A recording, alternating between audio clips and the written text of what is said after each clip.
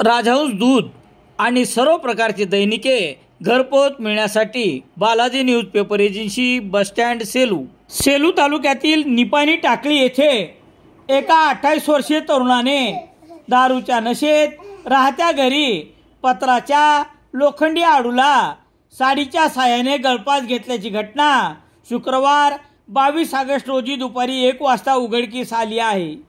याबाबत पोलिसांनी दिलेली माहिती याप्रमाणे, सेलू तालुक्यातील निपाणी टाकळी येथील प्रवीण अच्युत कुर्धने वय 28 वर्ष या तरुणाने राहत्या घरी 22 ऑगस्ट रोजी दुपारी 1 वाजता दारूच्या नशेत साडीच्या साहाय्याने पत्राच्या लोखंडी आडूला गळफास घेऊन आत्महत्या केल्याचे उघडकीस आले।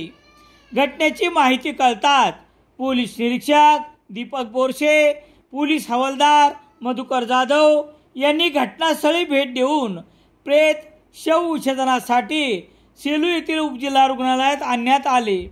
देऊळगाव आरोग्य केंद्राचे वैद्यकीय अधिकारी डॉक्टर संजय लोया, सेलू उपजिल्हा रुग्णालयाच्या वैद्यकीय अधिकारी डॉक्टर बेबी गिरी यांनी शवविच्छेदन केल्यानंतर प्रेत नातेवाईक यांच्या स्वाधीन करण्यात आले।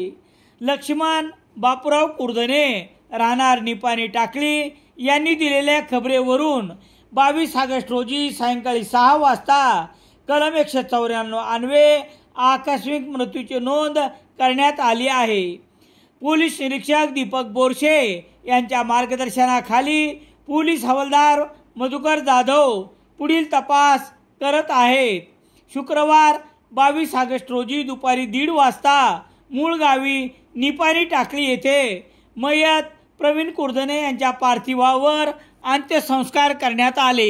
त्याच्या पश्चात आई, एक भाऊ, भाऊजाई असा परिवार आहे। या घटनेमुळे निपाणी टाकळीसह परिसरात हळहळ व्यक्त करण्यात येत आहे।